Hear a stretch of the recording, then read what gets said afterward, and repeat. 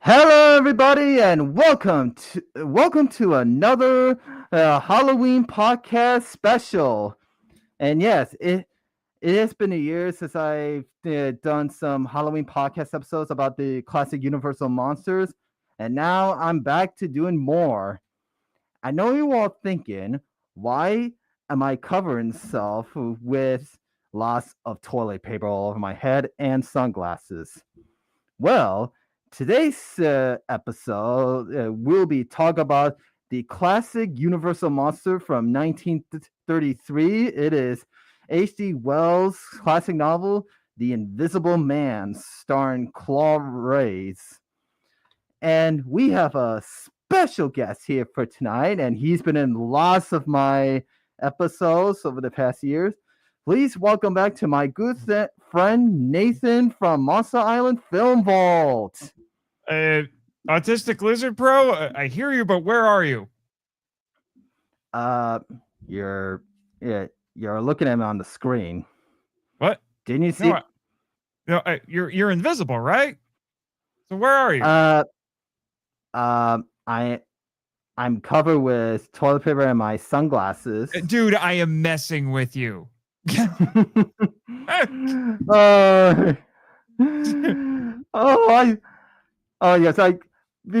Before we get on with the show, I was gonna say this is the coolest invention I ever done since I will say I was not expecting that tonight. Yeah. But last year I'd done this before, but with the Mummy episode, that I've covered myself all over with toilet paper because I want to be a mummy, and now I'm the Invisible Man. Yeah, and when we did Dracula, we both had the same idea and wore capes. Yeah. Oh yeah, we did. I remember. It was, but this here that I did is one of the best inventions I ever done. Anyway,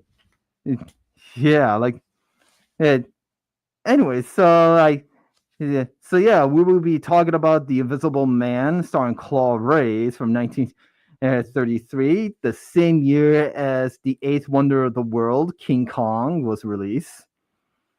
I can't believe both films were released in the same year. I can. Yeah. I have this feeling this might be a short Halloween podcast episode because I only seen the film a few times. I mean, not a whole lot. I mean, because I'm not too crazy about this film. I mean, but I would like to talk about it, and I did some research about it, and I would like to talk about this classic special effects films that ever made. The effects in this hold up. Yeah, which we'll get to that later. I mean, so let's get on with how did we first discover this film? We'll start with you, Nathan. Okay. I had heard about this movie a lot growing up because that's what all of these Universal horror movies, they are so seminal for people, especially around Halloween time. Nothing feels quite as Halloween-y as watching one of these old Universal horror movies.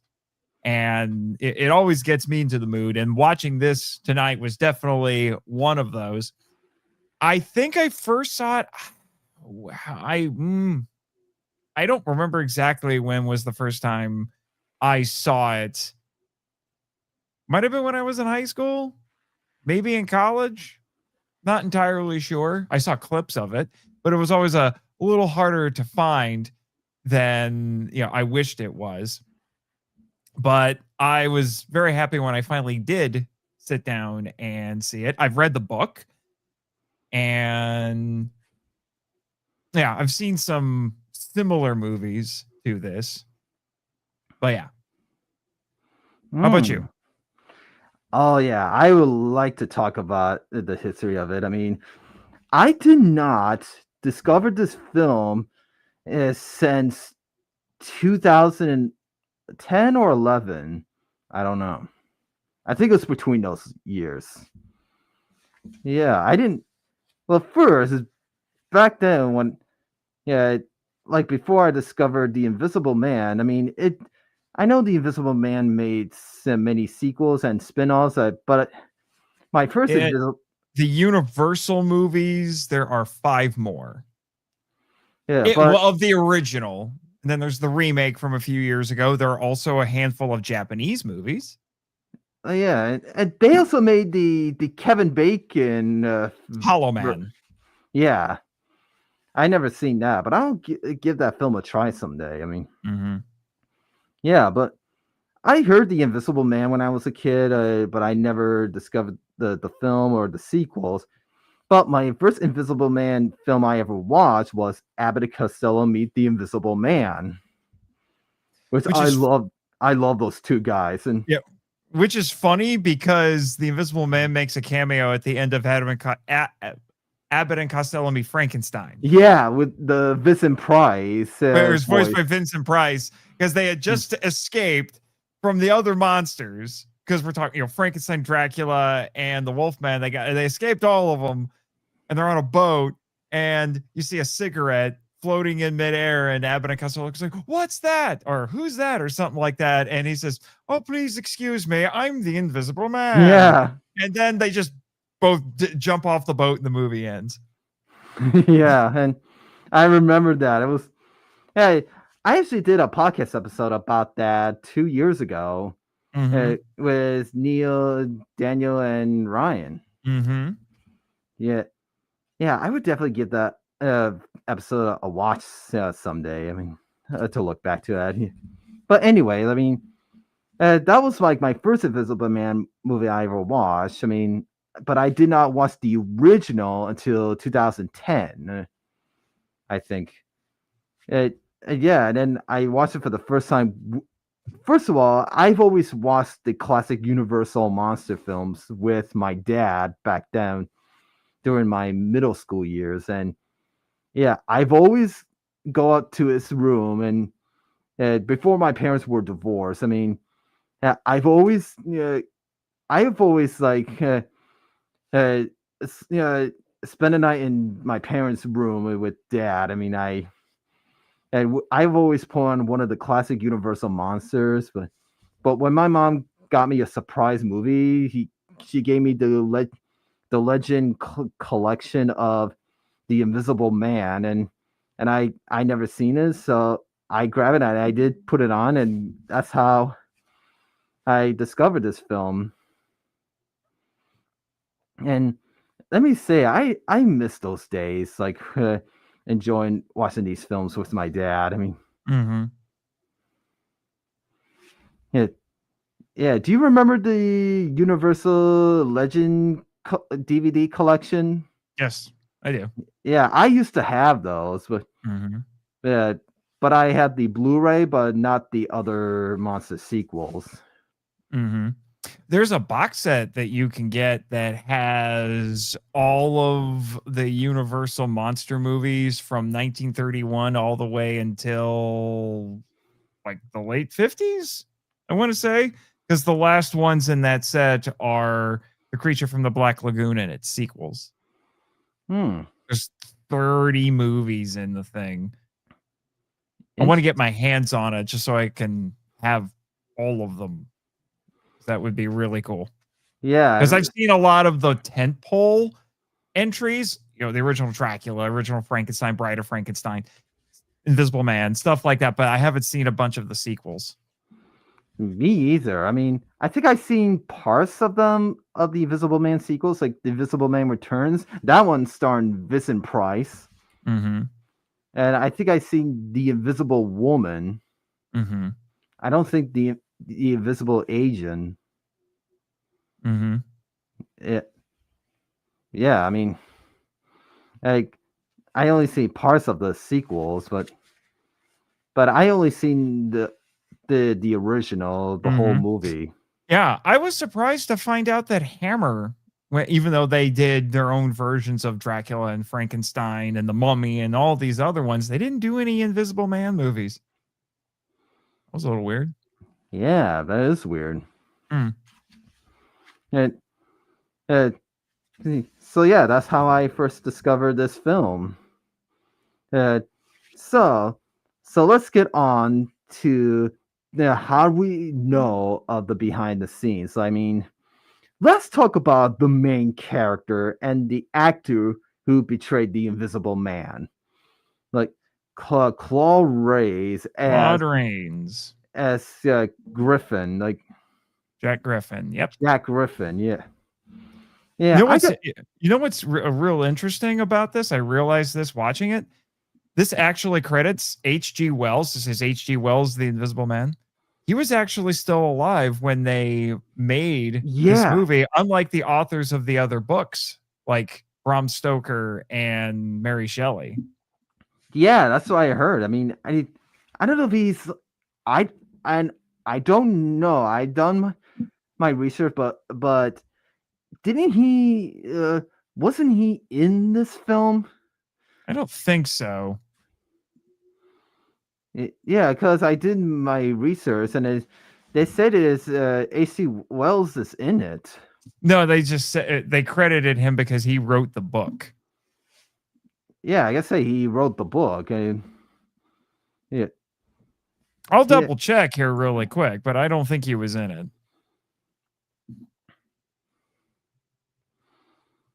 yeah. So so take your time of that. If so, uh, so anyway, like yeah, I want to talk about Claw Rays. Like I gotta say, his performance for the Invisible Man is outstanding and creepy, Mhm. especially the tone of his voice for the Invisible Man. It's like it's just so creepy. It's like yes, it's like yeah, like he just does an amazing job. He's like the voice of the Visible Man. I mean, I know he's in the film, but he's in person, but he's just all invisible, and sometimes in Mhm. scenes he's wearing clothes but covered all bandages, Mhm. like That me. is Right? that's the thing that's interesting about this. This is one of the few movies where you don't really see the star of the movie until the end. Yeah, yeah. When they revealed him at the end, I was like, that doesn't look any like Claw Race that I know, like because I know Clone Ways. I know him in the Wolfman as the father Mhm. from 1941, I mean, this film was made way before The Wolfman. I mean, Mhm. yeah, and he just looked young, and it has all black hair. Mhm. Yeah, I mean, it is Claw Race, but it just looks a few years younger. I'm looking up what other movies he was in because he's a name I know, but I'm trying to remember what else he's been in. I forgot he was in The Adventures of Robin Hood. Yeah, as Prince John. Mhm. Yeah, yeah, which is one of my dad's favorite film. And Mr. Smith Goes to Washington.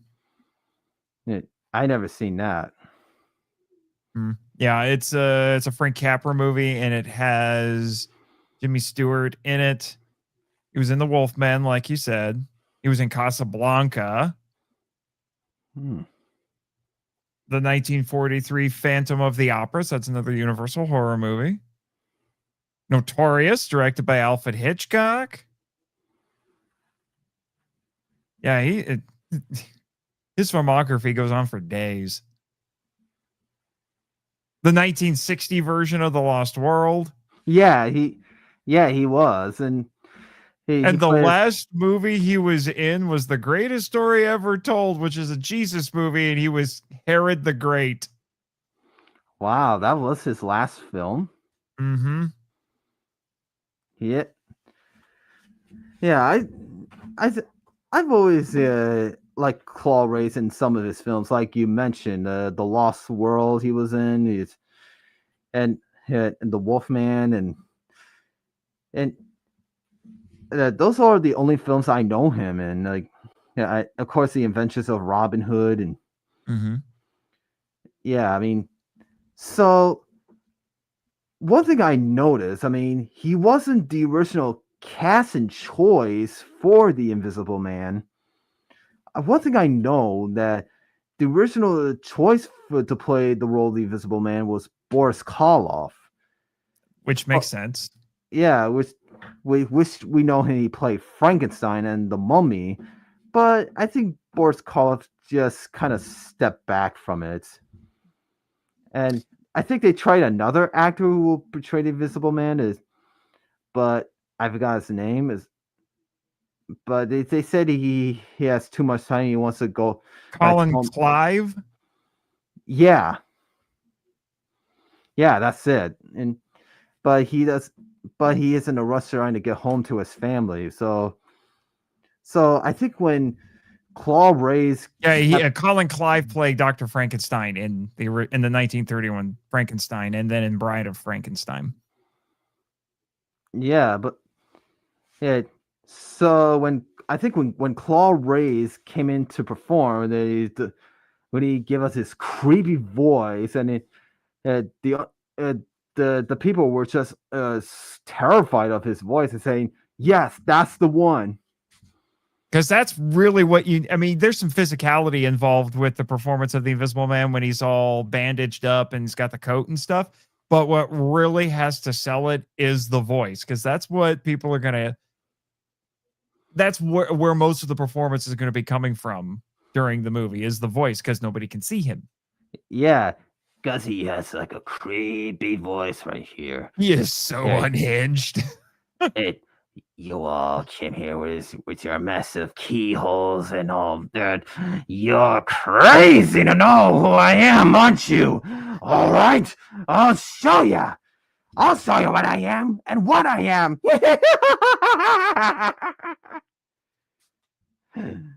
I yeah, that's my clauderains impression. It's really good, actually. And here's your blooming bicycle. And here's a little hairbrush for your hair.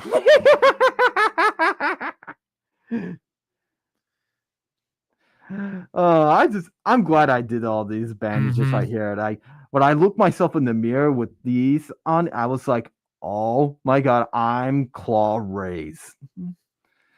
There's your Halloween costume this year. It should be. It's like as long as I still breathe in this. But don't worry, I can still breathe in this. I would hope so. I don't need you passing out in the middle of the stream. Yeah, well, don't worry. Don't worry. My breathing is strong. And now I can only see some fog on my glasses. Anyway, so back to the film. I mean, so we already talked about clauderains, and so let's talk about other casts that we know. I know who play one of Griffin's science partners that I've Kemp. Yeah, and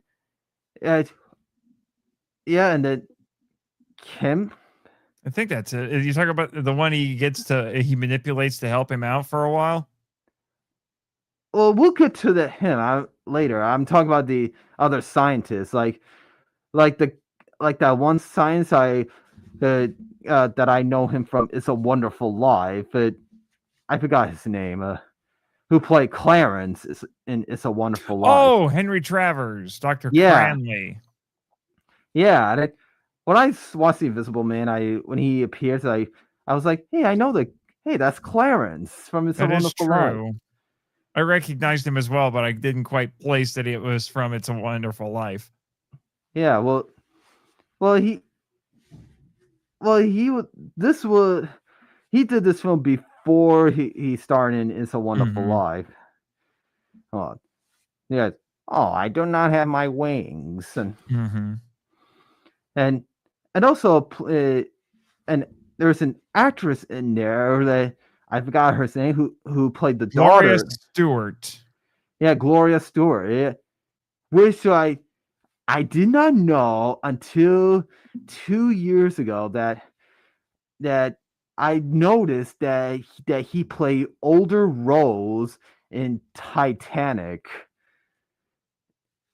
and James Cameron's Titanic. Really? Yep. You did not know that? Mm-mm. No, not Henry. Wait, no, not Henry Travers. You're talking about Gloria Stewart? Yeah. Oh, Gloria Stewart. Okay, I thought you were talking about Glorious. Henry Travers. I was confused. But Oh, yes, she was the old lady. yeah, she was the old lady in Titanic. And first, when It's been 70 years. yeah, yeah, I know Gloria Stewart from Titanic, but I did not know she was in The Invisible Man because she just looks so young in that Mhm. because this was made in 1930. She lived to be 100. Wow. And she was born on the 4th of July. Well, we got a panic on our hands on the 4th of July.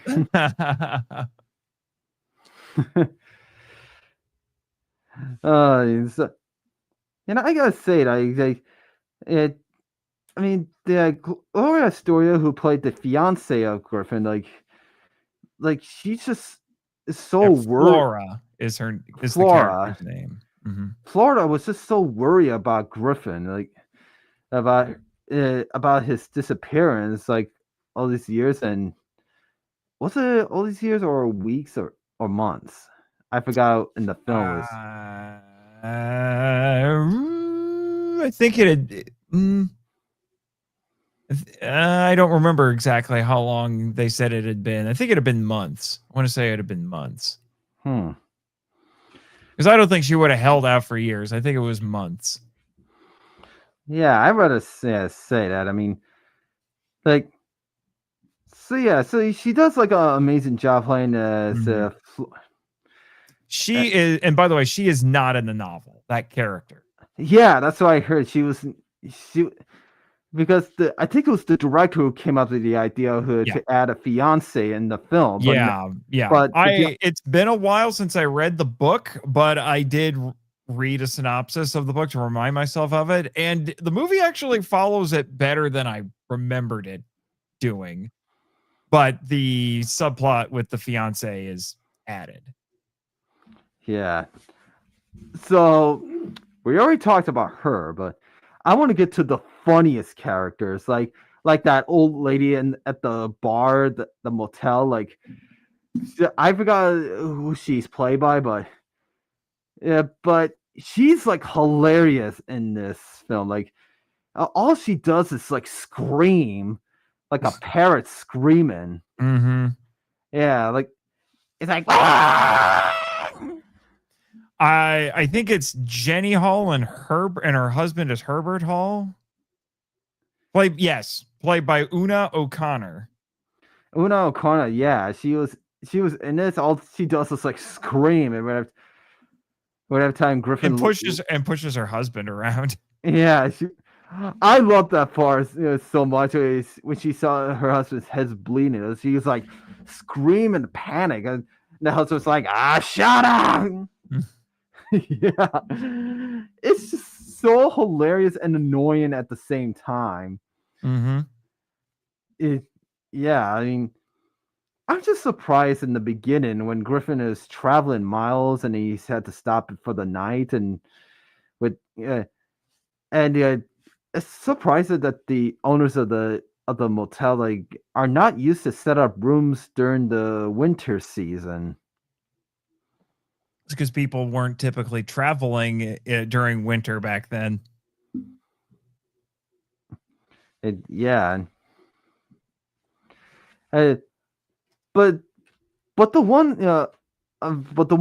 funny character in this is the cop, the one cop with the big mustache. I forgot who's played by. I love that line. Say, look, he's trying it away. The one copy is I believe it was E.E. Clive. Yeah, I don't know. But I like the part when he first made his first appearance, and he walked by with the villagers saying, "No, we're soldiers." And then one villager says, "It's it's the strange man with the goggles. He's gone mad." And it, I like this cop. I mean, he doesn't care about as much. I mean, like after when Jack Griffin reveals himself, he was invisible, and then everyone's in a panic and who the cop. But the one scene when they said was wrong, and the cop he's all calm, and he's like, he's invisible. That's what's the matter with him, and He's he's been eaten away.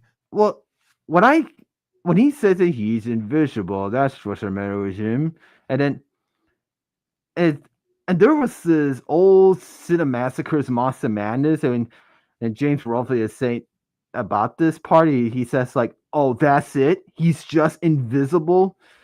Like, and yeah, it's like, would he be in a panic? It was like, oh my gosh, he's invisible. Yeah,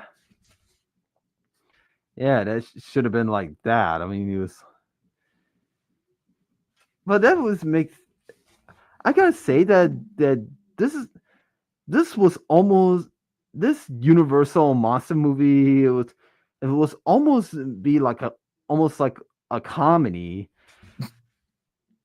The reason why I think it's because it has some little funny gangs in it. Because especially when Griffin reveals his invisibility, and then it goes a little rampage with the townspeople, and then especially the bicycle and the Mm-hmm. and says, "Here's a bloody bicycle," and he, to my surprise, he just knocks down a baby carriage. Yeah, well, that's how you know. That's how you know he's evil, because he knocks over a baby carriage and steals a hat from a priest. Yeah, like, and I gotta say those are like amazing special effects, which I definitely want to talk about. Mm-hmm. I mean, when especially when Griffin took off the bandages and the skulls, like you can easily tell this is like amazing effects. Especially when you can see some little bit of like uh, cutouts lines of his body of like as like it's like there were no blue screens or green screens back then.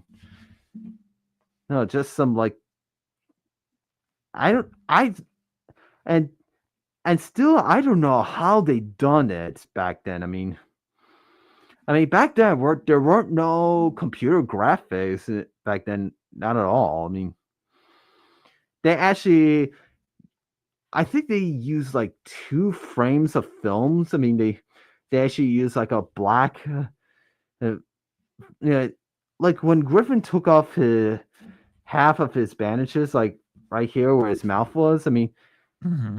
And I think they used like some black yeah bandages around it. Give stuff like an invisible effect, and then I think they used like a black seal film background, and then Yeah, I'm reading it right now. It says on Wikipedia, it says the they had been shot against a completely black set with walls and floors covered with black velvet to make it non-reflective. The actor was then covered head to foot with black velvet tights and wore whatever clothes he required for the scene. With mm, this negative, a print was made and a duplicate negative was made to serve as mats for printing. Then, with an ordinary printer, they made a composite first printing of the positive of the background and normal action, that using the negative mat to mask the area where the invisible man was to move. Then they had to match the lighting and all that. So basically, they filmed it against the black background, had the actor, so clauderains, I guess, wear a black costume so it would match the background, and that would create the illusion of things like a shirt bobbing around and things like that. yeah, yeah. That's what I was like trying to say earlier. like yeah, yeah, it must have been difficult to do those shots. Yeah, and it says Rains when he's unwrapping the bandages. It says his own head is hidden below his collar, and the bandages are taken off a thin wire frame. Yeah, that's what I figure when he took out the plastic nose thing and Mm-hmm. That's the interesting thing about this special effects with the Invisible Man that are really interesting because you have the really high tech stuff, the really revolutionary stuff with the black backgrounds and all that for when you've got clothes bobbing around and things like that, and the bandages coming off. But the other effects that they do, those are very simple stage tricks. They did it with wires. Very yeah, simple. yeah, when they This is only a few years into talkies, when they started having sound in movies, because yeah. before that they were silent. And most of these actors and most of these people who are working on these movies are coming from working on stage. So doing stuff like this, having stuff move around with wires, that was the kind of stuff they did all the time on the stage. Hmm. Yeah, because there was some wire scenes in this film, like they Oh, there especially was a when lot. yeah, with the when the clock got knocked down and the doors, especially the doors open, and even the bicycle part when he was riding Mm-hmm. on it, you could ease and thanks to a high definition, you could actually see the wires. Yeah, a little better than you could have before, I would say. I will say though, I think most of them actually work really well as long as you don't pay too much attention to how that you can tell that they wobble, like they're being suspended by wires. They aren't held in place like it's an actual hand. But I Yeah. think probably the one that probably is the least effective because they really hype it up afterward is when he picks up the chair and he's supposed to be hitting the cop on the ground with it, on the floor with it. Oh yeah. And they said, "Oh, he's dead." He's like, "Yeah, I bashed his brains in." And I'm like, "You lightly tapped him." Yeah, like the one scene when he was the townspeople had a meeting and they Yeah, I at maybe it's because they couldn't make it as gruesome as it needed to be. yeah for that Well, no, they actually no, they could have because this is considered pre-code. This is a pre-code. This is before the Hays Code when they started restricting and censoring these things. yeah So I don't know. Maybe they because just couldn't do it with those effects. yeah, can I just say for that part when after Griffin is strangling the cop, I mean when he picks up the chair and it says his bonks him in the head with it, it's almost like the chair actually hit the guy on on his face. It actually hits the guy on the face right Mhm. there. That must have been really hurt when they shot this. Maybe. And yeah, it, yeah. So yeah, I mean, so before we get into more details, I mean, do you want to hear this story? I mean, you do know that Claude Rains has a daughter named Jessica Raids. Okay. Yeah, I mean, I remember after they filmed the whole film, I remember when Claude Rains actually went to the movies and he brought his daughter to see the Invisible Man, and he actually wears like a. I think, uh, I think in the making of this, I mean, Jessica tells the story how her father brings her to the movies to see this, and I think uh, Claw wears his Invisible Man bandages and suit. I mean, when they go up to the ticket booth and the ticket man says to get some tickets, and then he recognized Claus's voice. And it was like Mr. Ray's. I mean, he was just a surprise and shock. It was actually the Claw Rays. I mean, and to to I think Jessica explained it that when Je- when when Claw Razor was gonna buy the tickets and the ticket booth says, no, you don't have to pay, just go on in because he is the star in this. Yeah, yeah, I mean, and he says it. No, I gotta pay for this film, and then but the ticket will say, no, you don't have to pay. You're the star in this film. Go on in. Hmm. I think that's how his daughter said it right, and when she saw the film back then with her dad. Hmm. Yeah, which Yeah, is she was. Here's the crazy thing: Claude Rains got married 6 times, and she was his only kid. wow. Yeah, that is yeah, that is a little strange. You say he was married 6 times. 6 times, Wow, only had one kid. Her real name is Jennifer. wow. I thought it was Jessica. That's her stage name. Uh, so so far we talk about the invisible effects. I mean about those difficult effects that they shot. I think the one thing I almost left out is, remember the one scene that when Jack Griffin was unbandaging himself in front of a mirror. I mean, they said that was the most difficult shot they ever did. That was like the most difficult because of the visibility, like in front of a mirror. So they had to use so many shots for this, for the back of Griffin and then the front of Griffin, and then yeah, they said that this shot of the mirror scene was so difficult to film. Oh, I bet.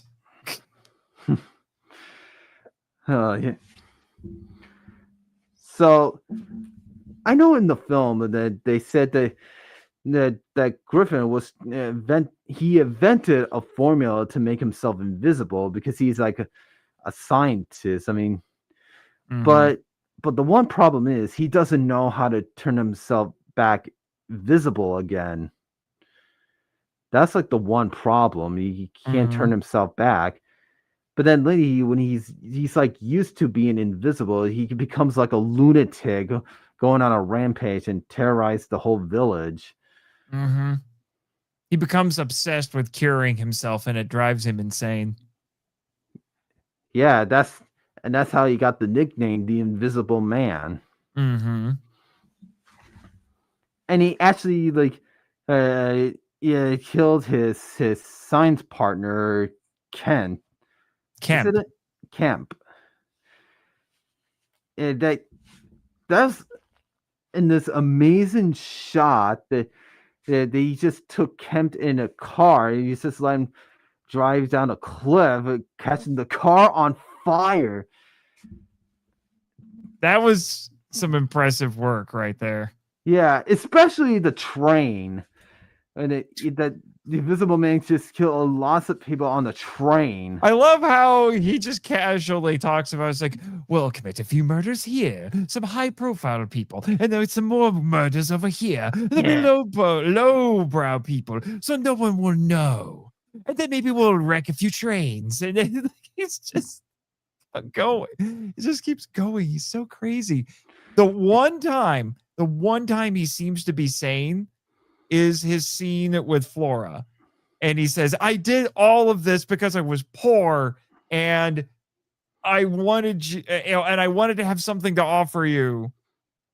And I want to think that that was true because when we see him later, he's just like, yes, world domination. I am a mad scientist. Ah! Wreck trains, murder people. I will sell my formula to the highest bidder. Invisible armies. Ah! So I don't know. He might be so insane. I'm not 100% sure why he did this. Originally, he did it for science. Then it was because I want something to offer you so they can get married. Yeah. And now it's world domination. And then it was money. And like, that one scene he was passing out money saying, it's a money, Yeah, he was just causing chaos at that point. Yeah, let's not forget that he stole a policeman's pants and he puts them on and skip around singing "Not Sunday, not Sunday." Everybody got the He is so insane. He Yeah, is so insane. It's kind of wonderful, which is why I don't know if you want to jump to this part to this or not, but can we talk about the ending? sure we can. Okay, because the ending feels a little anticlimactic. It's just, oh, give this guy 1,000 pounds and then burn his barn down, but we're not going to tell him we're going to burn the barn down. It's like, here's money. And then they're just going to burn the barn down. And then they shoot him twice and they're done. There's a horde of people surrounding this thing, an army of cops. They go bang, bang, and he just falls over. That's it. That's it. Our almighty, not almighty, but our great and powerful invisible man gets shot twice and we're done. Right. Wait, he gets shot twice? I mean, Yeah, they just go bang, bang, and then he just falls over. and they knew exactly where he was. Like suddenly they're really good shots, even though he's invisible. They're just tracking footprints. Just go, yeah, I also love when when the farmer comes in the barn, you can actually hear Griffin snoring. Like, yeah. I mean, it's just weird. That's where it comes down. No villagers with torches and pitchforks burning the place down like in Frankenstein. Or yeah. Before we get to the kill part, I mean, like I want to talk about like when Griffin goes into the barn, it takes a nap in the pile of hay, and he was snoring. When he's invisible, you do know when he took off his clothes and he's feeling invisible, he's been like fully naked. I know. That's the other part that's funny. It's like there is a naked crazy man running around throughout most of this movie. Especially like when it snowed, like when the cops got to surrounded the barn, it was snowing and he was naked. The invisible man was like naked when he's invisible. I'm just curious. I mean, it's snowing and he has no clothes on. I mean, he's gonna like freezing to death. Like he's gonna get lots of frostbites. I mean, how is that impossible? How's not like Griffin's not even he's insane. We've established this. He's insane. Yeah. And yeah, that's the one thing I did notice because it's snowing, and I also love the effect of the footprints they did. I think in the making they said they put something. I think they said they used actual real snow for this. I mean, and then for the ground part when they made the footprints, I think they made some kind of. I forgot how they do the footsteps part. I mean, it's just like amazing effect with the snow. It says that they dug a trench along the line where they wanted the footprints, then covered the trench with a board. So I'm reading from Wikipedia, and then the footprints were cut out, and then the footprint openings were filled with wooden outlines that had been cut to make the footprints, and these were supported by pegs that were they're extending to the bottom, and then they would pull a rope around the pegs, and then it would pull them down. Which is how I figured they did it. Yeah, it was something like that. Yeah, that's what I thought. I mean, and it wasn't real snow. Yeah. Oh, yeah. Of course, because I could tell because when after Griffin was shot, when he fell onto the snow, you can actually tell that's fake snow because that fake snow is almost like you can easily tell that's like a white blanket covered with tiny pieces of torn paper. Mm-hmm. Hey, can I show you the original teaser poster for this because it looks really cool? The pre-release teaser poster. Sure, if it's a photo. I mean, yeah, it is. Here, I'll do a share screen. I want to show you this. This looks really cool. I didn't see this until I started looking stuff up about it. you go, yeah, there you go. Yeah, yeah, yeah. Yeah, that looks so creepy looking, and Mm-hmm. yeah, I didn't even know. I think I saw this in the making of it. Mm-hmm. Yeah, and also, so after Griffin was shot, when the cops surrounded his body, I mean, you wouldn't. If you look, I think when you look carefully, you can see like his body shape on the snow on the ground, like he was like laying sideways, and then the Mm-hmm. cops just like. I also love the part when they finally reveal his visibility at the end, and they show his Was freaky.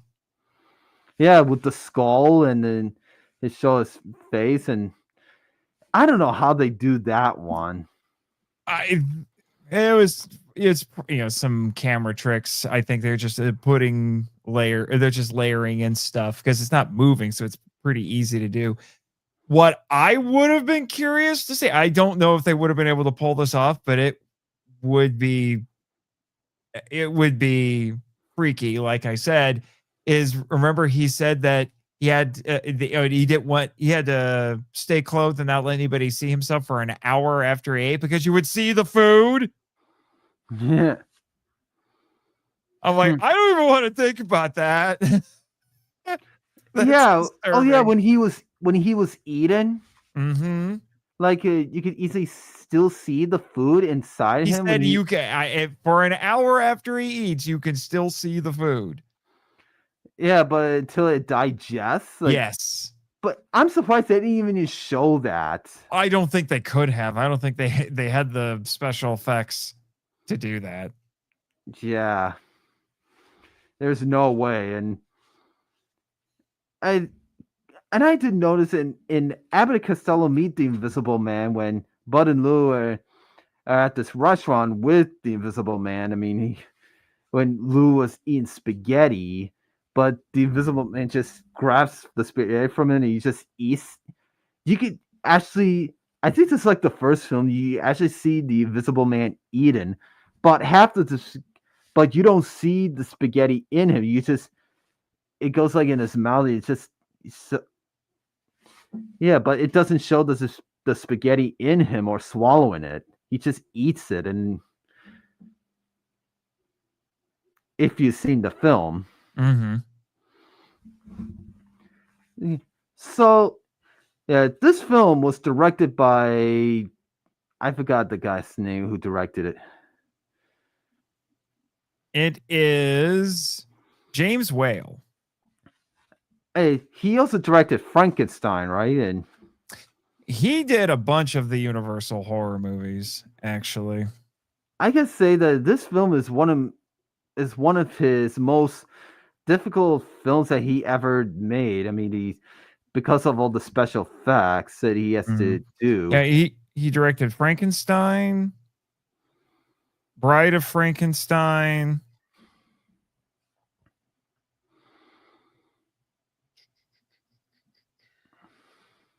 Those are the Universal horror movies that I'm finding on here anyway. He also did The Man in the Iron Mask in 1939.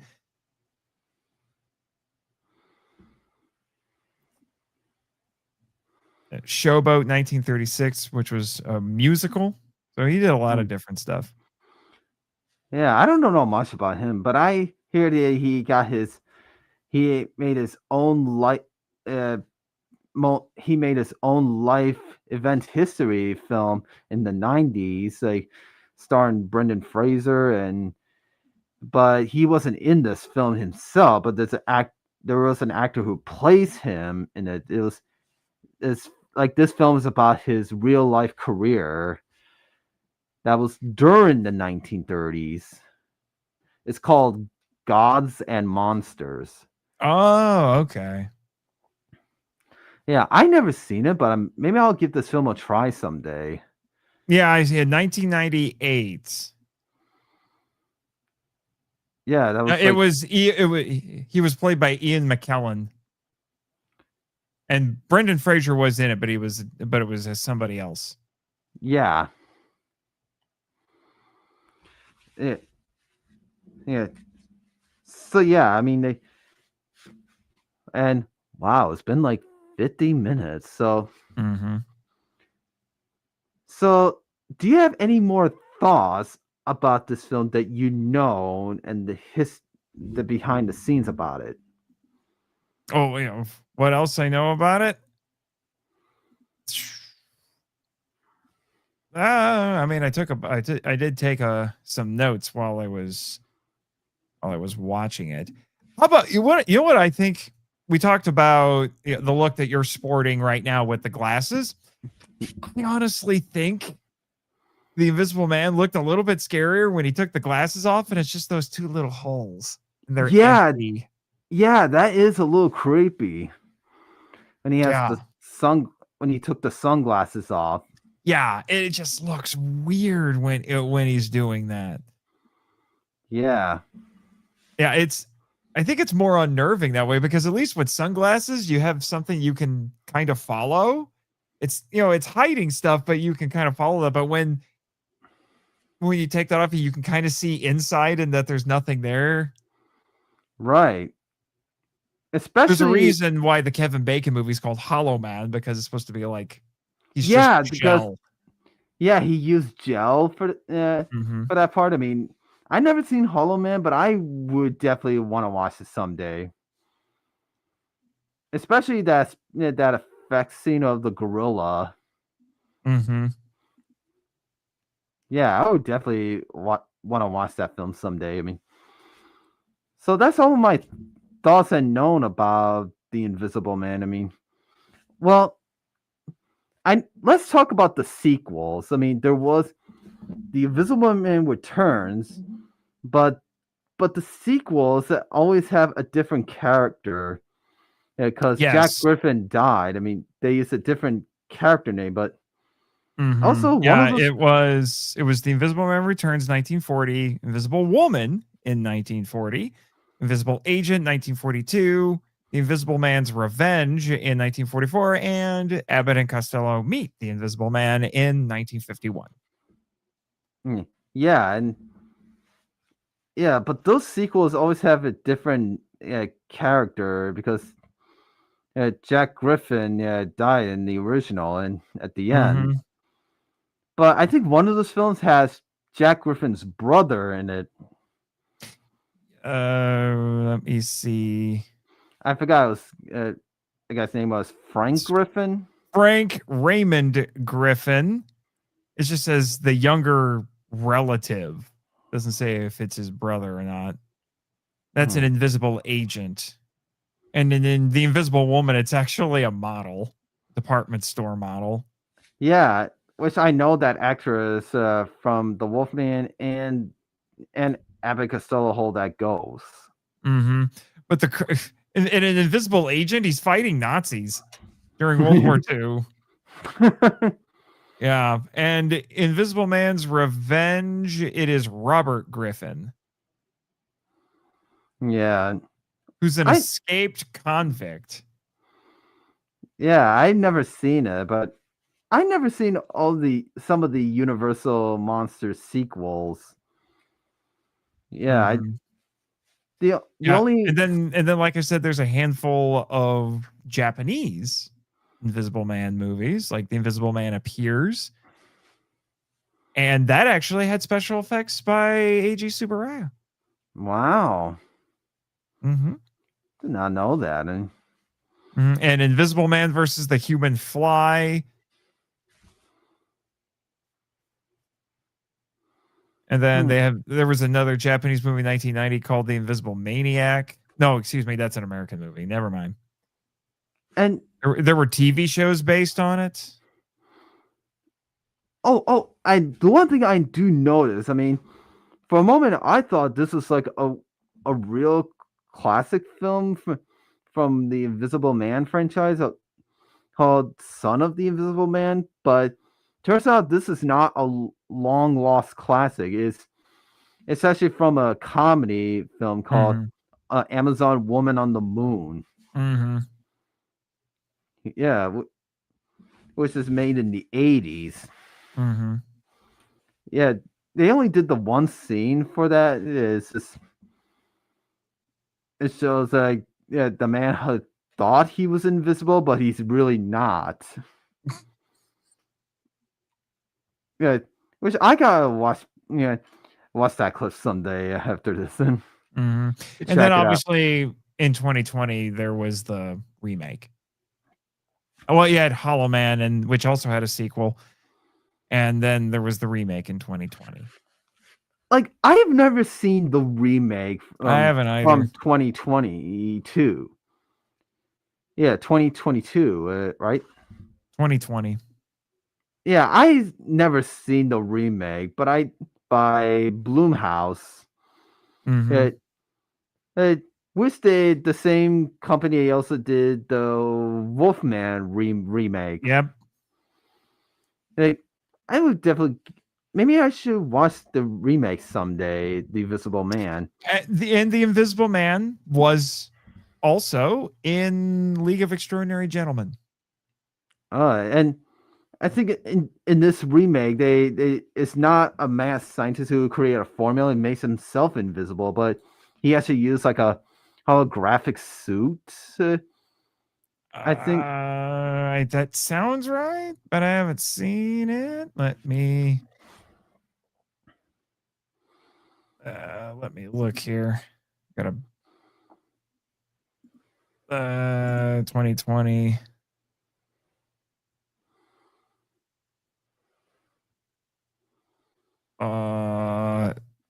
I think it is a suit. It's not telling me right offhand what it is. Yeah, it is a suit. It's a bodysuit. Okay. yeah, that's what I thought. I mean, Mm-hmm. Which is a thing. oh yeah, and it is a thing. I mean, so well, Nathan, I think, and looks like this is like a new record. We almost got like an hour, and we almost beat this video a full hour, but now this is almost like 58 minutes, and so all I can say is I think this is just about a wrap. And it's too bad Rap. it's just too bad we don't have any guests in the comments, and but that's okay. I mean, so yeah, I want to say you, Nathan, thank you so much for joining this episode. I mean, yeah, I did my research about this film. There's not much to talk about, but I mean, there's some to talk about behind the scenes and all that, and yeah, I mean, I can say this film is definitely between a horror and a comedy film because of all the gang scenes in it and all that, and I definitely love clauderains' performance in this film. I mean, he does a major job of his voice. Like, even the moon is afraid of me.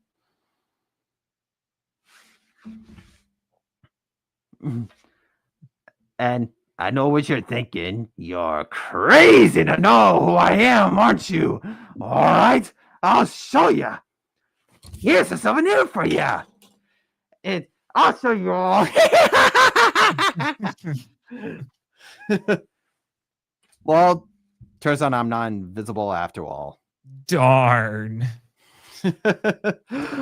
Oh, you look like you have a baby bonnet.